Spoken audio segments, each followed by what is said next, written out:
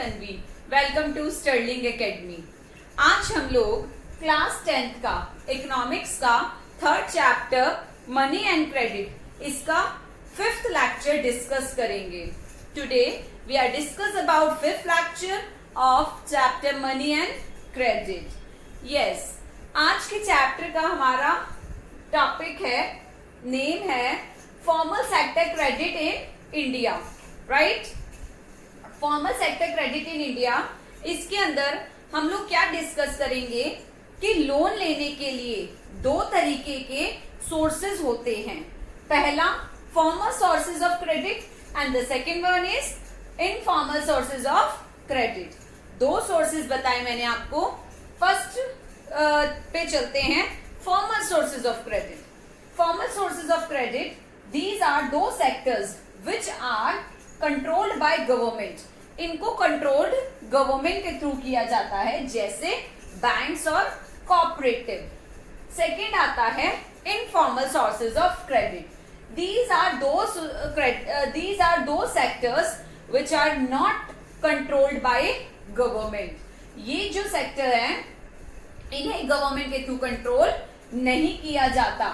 For example traders, friends, money lenders, relatives and much more। तो ये हमारे sectors informal sources of credit में include किए जाते हैं। इसके आगे हम लोग चलते हैं, बट इससे पहले कि मैं पूरा लेक्चर अपना दूं, हम लोग वीडियो के एंड तक पहुंचे।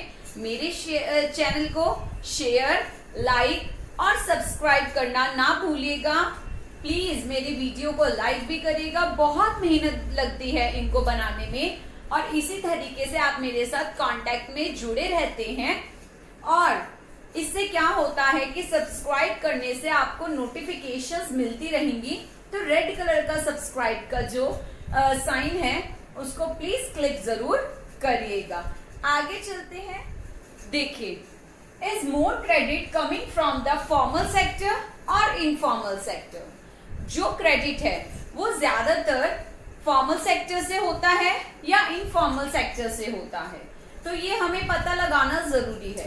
फॉर्मल सेक्टर के बारे में तो हम लोगों ने पहले भी पढ़ा है। हमने लास्ट लेक्चर में फॉर्मल सेक्टर से जब हम क्रेडिट लेते हैं, क्रेडिट करते हैं, तो उसमें क्या क्या इंस्ट्रक्शंस होती हैं ये हम लोग पहले पढ़ चुके हैं। देखिए, आगे चलते हैं। The RBI supervises the functioning of formal sources of loan। जो फॉर्मल सोर्सेज ऑफ लोन होते हैं उनकी फंक्शनिंग कौन करता है? RBI। राइट, RBI जो है वो सुपरवाइज करता है फॉर्मल सोर्सेज ऑफ लोन की। राइट, जो फंक्शनिंग है वो कौन करता है? RBI करता है। Second, bank maintain a minimum cash balance out of the deposits they receive and RBI monitor that the banks actually maintain cash balance।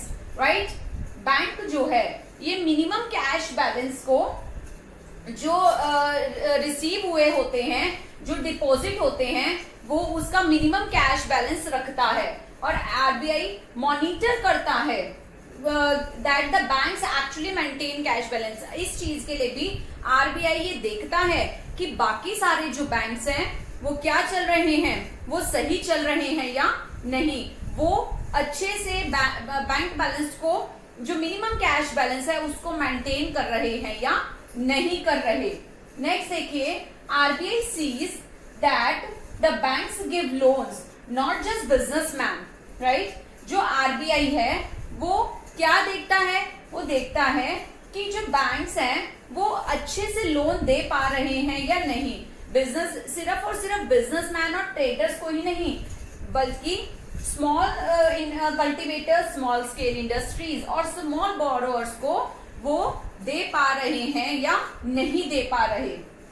जो RBI है, ठीक है, RBI ये सब चीजें मॉनिटर करता है। वो देखता है कि बैंक्स अच्छे से सिर्फ और सिर्फ अपने ही नोन को नहीं, अपने ही रिच पर्सन को ही नहीं, स्मॉल स्केल जो पर्सन है, स्मॉल स्केल मैन्युफैक्चरर हैं, स्मॉल बोरोअर्स हैं, उनको लोन दे पा रहे हैं या नहीं दे पा रहे। ठीक है, आगे हम देखते हैं फॉर्मल और इनफॉर्मल सेक्टर के अंदर डिफरेंस क्या है। देखिए, इसमें अगर हम ये समझ के चले, मैंने पहले भी डेफिनेशन में आपको बताया था कि जो फॉर्मल सोर्सेज ऑफ क्रेडिट है उसकी कंट्रोलिंग गवर्नमेंट के हाथ में होती है, बट इनफॉर्मल में कंट्रोलिंग गवर्नमेंट के हाथ में नहीं होती है। इसमें मैंने सेकेंड आपको एग्जाम्पल से भी बताया था कि फॉर्मल में बैंक्स, कोऑपरेटिव आ जाते हैं, बट इनफॉर्मल में मनी लैंडर, रिलेटिव्स, फ्रेंड्स, इनसे भी हम लोन ले लेते हैं, इनसे भी हम उधार ले लेते हैं। नेक्स्ट पॉइंट देखिए, आरबीआई ही डिसाइड करता है कि इंटरेस्ट रेट बोरो मनी का कितना होना चाहिए, बट यहाँ पर जो पर्सन है वो अपने मनमानी रेट डिसाइड करता है। वॉट एवर ही या she decide the interest rate borrowed money, ठीक है, कोई उस पे एक कंट्रोल नहीं होता इंटरेस्ट रेट का। नेक्स्ट पॉइंट है, formal lender is not charge higher interest on lend. जो फॉर्मल लैंडर्स होते हैं ये इंटरेस्ट रेट ज्यादा चार्ज नहीं करते, ये हायर इंटरेस्ट रेट चार्ज नहीं करते हैं, बट इनफॉर्मल लैंडर्स जो होते हैं ये इंटरेस्ट रेट ज्यादा से ज्यादा चार्ज करते हैं, इनकी अपनी मनमानी होती है। ये सामने वाले पर्सन को देखते हैं वो जरूरतमंद है तो इंटरेस्ट रेट ज्यादा भी लगा देते हैं, राइट। तो फॉर्मल और इनफॉर्मल सोर्सेज में ये डिफरेंस आ जाता है। आज भी कुछ लोग इनफॉर्मल सोर्सेज ऑफ क्रेडिट को क्यों प्रिफर करते हैं, ऐसा क्यों होता है कि इनफॉर्मल सोर्सेज ऑफ क्रेडिट को ही प्रेफरेंस ज्यादा दी जाती है, ये भी आगे देखते हैं। तो फॉर्मल सोर्सेज ऑफ क्रेडिट में लोन लेने के लिए क्या क्या रिक्वायरमेंट होती है, ये मैंने आपको लास्ट लेक्चर में बताया था कि क्या क्या रिक्वायरमेंट की क्या क्या चीजों की रिक्वायरमेंट होती है।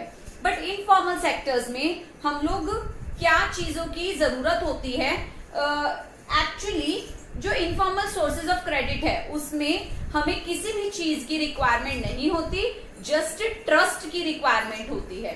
कैसे?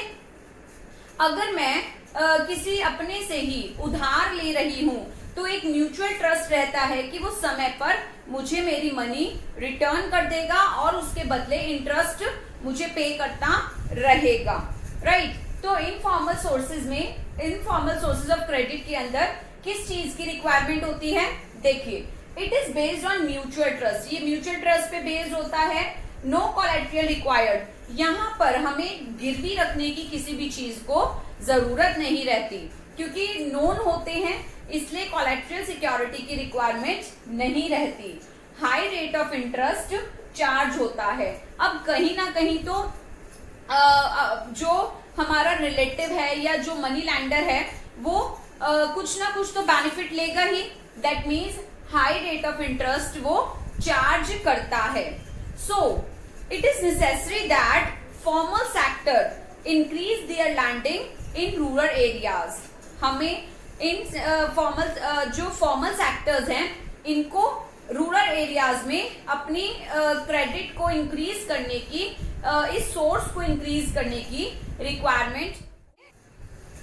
सो it is necessary that formal sector increase their lending in rural areas, mainly rural areas में उनको increase करने की requirement है, so that dependence on informal sources of credit reduces। इससे क्या होगा, जो informal sources हैं credit के वो reduce हो जाएंगे अगर formal sources अपने rural areas में अगर lending बढ़ा देंगे तो। While formal sector loans need to expand it, it is also necessary that everyone receive these loans। अगर formal sectors हम अपने loans जो हैं वो increase कर देंगे तो इससे हर किसी को लोन मिल पाएगा और हर कोई लोन रिसीव कर पाएगा। आज के टाइम में रिचर तो फॉर्मल क्रेडिट ऑफ सोर्सेज को रिसीव करते हैं, बट पुअर आज भी इनफॉर्मल सेक्टर को, इनफॉर्मल सेक्टर्स पर, इनफॉर्मल क्रेडिट ऑफ सोर्सेज पर डिपेंड हैं। It is important to formal credit equally distributed, ताकि इनफॉर्मल सेक्टर्स के लिए ये जरूरी है कि वो इक्वली डिस्ट्रीब्यूट करे ताकि पुअर को भी चीपर रेट पर लोन प्रोवाइड हो सके और वो इसका बेनिफिट ले सके। तो this is all about this chapter. अगर इसमें कोई प्रॉब्लम आती है क्या है आप उस पर कमेंट कर सकते हैं।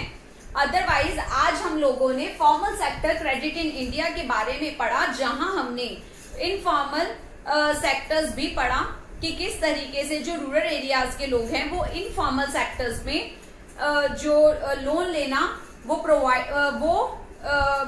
लोन लेना प्रेफर समझते हैं। सो व्यूअर्स, आज के लिए इतना ही। चैनल को लाइक शेयर सब्सक्राइब करना ना भूलिएगा और नेक्स्ट लेक्चर में जल्दी मिलेंगे जिसमें हम SHG ग्रुप के बारे में पढ़ेंगे, self help groups for the poor. ये लास्ट टॉपिक होगा हमारा, इसमें मिलेंगे, जल्दी मिलेंगे। सी यू सून, बाय बाय।